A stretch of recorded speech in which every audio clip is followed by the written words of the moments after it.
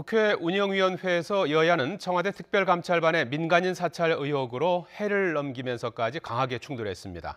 취임 후 처음 운영위에 나온 조국 민정수석은 본인이 민간인을 사찰했다면 즉시 파면돼야 한다며 정면 반박했습니다. 취재기자 연결합니다. 조은지 기자.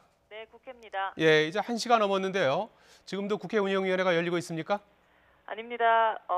자정을 넘겨 12시 45분쯤 겨우 막을 내렸습니다. 어제 오전 10시에 시작했는데요. 종일 불꽃 튀는 공방전이 이어졌습니다.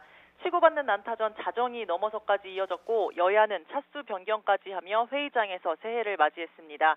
우윤근 주 러시아 대사의 과거 금품 수수 의혹과 관련해 당시 검찰 수사와 판결문 해석 등을 놓고 자유한국당이 수사 의뢰를 하자고 공격하면서 마무리되던 운영위에 다시 불이 붙었습니다.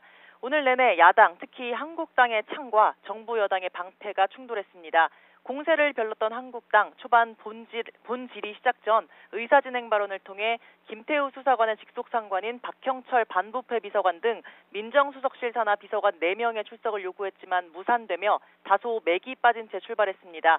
당내 진상조사단원을 투입하며 화력을 집중했던 한국당은 조 수석을 상대로 특감반원들에게 민간인 사찰을 시키거나 블랙리스트 문건 작성을 지시한 일이 없는지 집중적으로 추궁했습니다.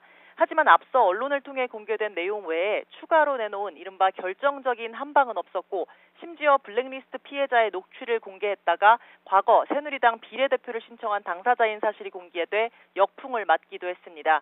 여당인 더불어민주당은 이번 사건이 비위 혐의자인 김태우 수사관을 앞세운 이른바 적폐 세력들의 결탁이라며 한국당은 허위사실 유포와 철진한 색깔론으로 정치 공세를 거듭한다고 비판했습니다.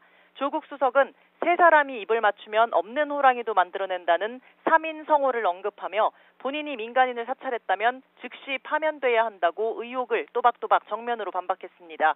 임종석 대통령 비서실장도 문재인 정부에선 정치적 목적의 사찰은 상상할 수 없는 일이라며 국가정보원의 인물정보와 기관, 동향정보 기능 등을 완전히 폐지했다고 설명했습니다. 신재민 전 기획재정부 사무관이 제기한 정부의 K2NG 사장 교체 개입 의혹에 대해서도 금시초문이라며 정부가 개입한 일도 없고 기재부가 검토한 내용이 과했던 것 같지도 않다고 덧붙였습니다. 올해 마지막 날 종일 난타전을 벌인 것 치고는 새로 밝혀진 의혹은 거의 없는 상황입니다. 정부 여당이 판정승을 거뒀다는 평가인데 다만 향후 추가 의혹이 거듭 제기될 경우 오히려 발목을 잡을 수 있다는 우려도 안팎에서 제기되고 있습니다. 한국당은 오늘 운영위가 위기 모면 여론 호도용이라고 깎아내리며 특별검사와 국정조사 카드까지 거론하고 있지만 받아들여질 가능성은 크지 않아 보입니다. 지금까지 국회에서 YTN 조은지입니다.